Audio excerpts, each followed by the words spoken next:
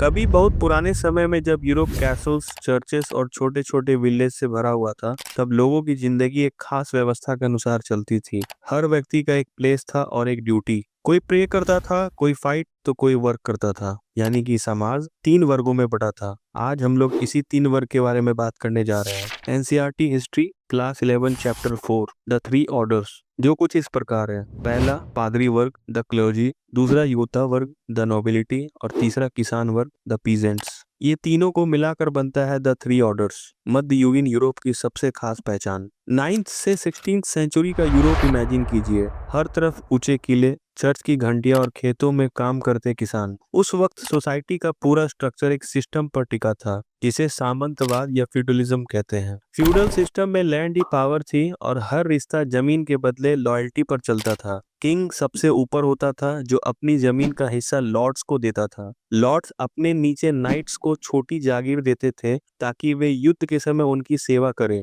और इन सबके नीचे होते थे पीजेंट्स, जो खेती करते थे, टैक्स देते और सोसाइटी को सस्टेन करते थे। सीधा सा रूल था, लैंड के बदले सर्विस, इट मींस जमीन के बदले सेवा। उस समय चर्च सिर्फ पूजा पाठ की जगह नहीं थी, बल्कि पूरी लाइफ को कंट्रोल करने वाली शक्ति थी। रोम में बैठा पोप सबसे बड़ा धार्मिक नेता होता था। उसके अधीन होते थे बिशप्स और प्रीस्ट, जो हर गांव और शहर में ईश्वर का संदेश पहुंचाते थे। लोग मानते थे कि गॉड तक पहुंचने का रास्ता चर्च से होकर जाता है, इसलिए चर्च की बात ही आखिरी होती थी। हर इंसान अपनी कमाई का 10वां हिस्सा चर्च को देता था, जिसे थाइज कहा जाता था। चर्च के पास बहुत सी जमीनें थी और इस वजह से वो स्पिरिचुअल ही नहीं बल्कि इकोनॉमिक पावर भी बन गया था। मोनेस्ट्रीज, जिसे मठ कहते हैं, उसमें मॉन्क्स रहते थे, जो दिन भर प्रेयर, स्टडी और चैरिटी में लगे रहते थे। वे किताबें कॉपी करके बीमारों की मदद करते। यानी चर्च ही एजुकेशन और वेलफेयर का केंद्र था। अब आते हैं दूसरे वर्ग पर,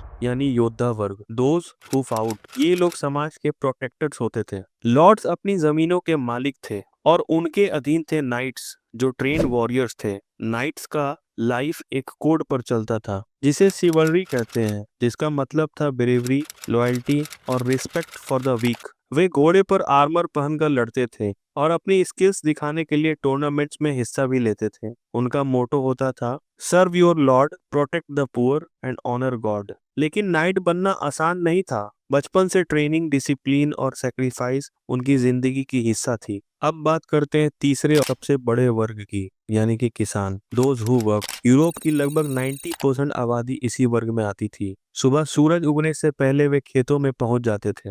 हल चलाना, फसल काटना, पशु संभालना, यही उनका रोज का जीवन था। लेकिन याद रखिए, वे जमीन के मालिक नहीं होते थे। किसान के भी दो प्रकार होते थे, फ्री पीजेंट्स, जो कुछ कर देकर थोड़े स्वतंत्र थे, और दूसरा सर्फ्स, जो अपने लॉर्ड की जमीन से बंधे थे और बिना परमिशन कहीं नहीं जा सकते थे। सर्फ्स को अपने लॉर्ड की जमीन पर फ्री लेबर करना पड़ता था, जिसे कौव कहा जाता था। उनका जीवन बहुत कठिन था। मिट्टी के घर, सादा खाना, लेकिन एक दूसरे के प्रति अपनापन बहुत था। गांव एक कम्युनिटी जैसा था, जहां सब मिलकर त्योहार मनाते, काम बांटते और एक दूसरे की मदद करते थे। चर्च यह सिखाता था कि समाज के तीन वर्ग गॉड की इच्छा से बने हैं, इसीलिए किसी को अपने स्थान से ऊपर उठने की कोशिश नहीं करनी चाहिए। किंग भी अपने शासन को गॉड गिवन मानता था। हर important moment like birth, marriage, death, सब चर्च के आशीर्वाद से ही पूरा होता था। चर्च का इन्फ्लुएंस इतना था कि राजा भी उसके खिलाफ कुछ बोल नहीं सकता था। लेकिन समय हमेशा एक सा नहीं रहता।